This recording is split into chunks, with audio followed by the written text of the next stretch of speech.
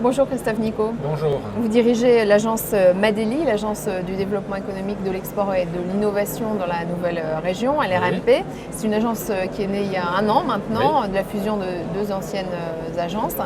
Quelles sont les priorités en matière d'innovation de Madeli? Alors, Madeli, bien sûr, en partenariat avec les agences dont on hérite dans cette fusion des régions, donc Transfert LR, Invest Sud de France et Sud de France, va travailler d'abord à accompagner la réflexion,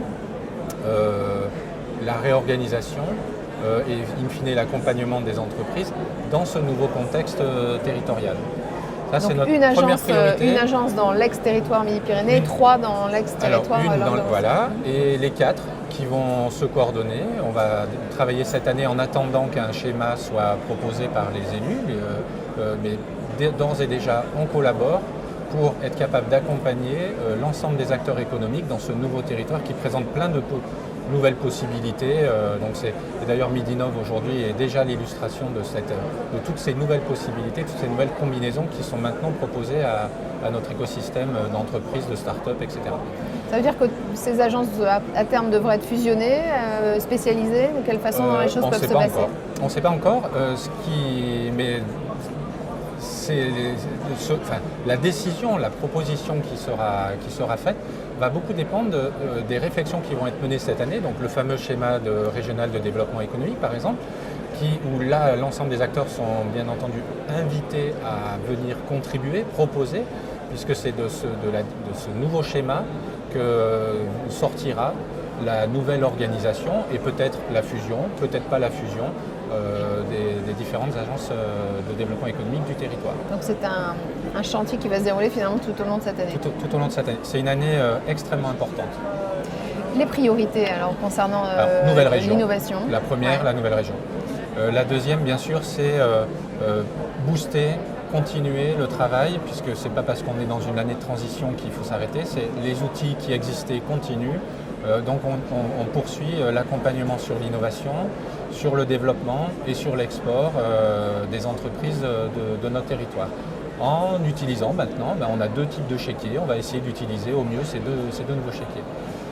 Deux autres priorités, donc la troisième priorité c'est la transition énergétique, mettre en place toute une série d'actions, aller plus loin, optimiser les coordinations avec les pôles de compétitivité, les clusters, etc. pour réussir et démontrer qu'on est effectivement, on peut être cette première région européenne à énergie positive. Qui avait promis Carole Delga.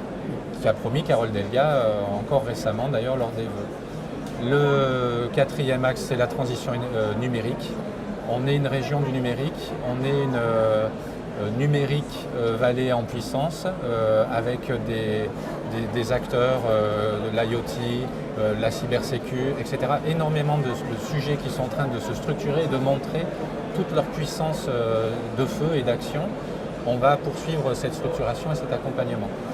Et le dernier sujet, c'est amorcer une réflexion beaucoup plus aboutie, beaucoup plus avancée sur le financement des entreprises, avec une priorité, convaincre les investisseurs, convaincre toujours plus d'investisseurs que cette région est une région dans laquelle il est intéressant, astucieux, opportun d'investir.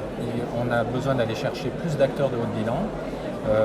Ça, c'est une des réflexions qui va être menée aussi pendant l'année, avec peut-être à terme l'idée de créer une sorte de centre d'affaires au sein de l'agence, les agences, on verra mais en tout cas une offre sur le financement de l'entreprise beaucoup plus aboutie, beaucoup plus complète que celle qu'on peut aujourd'hui offrir.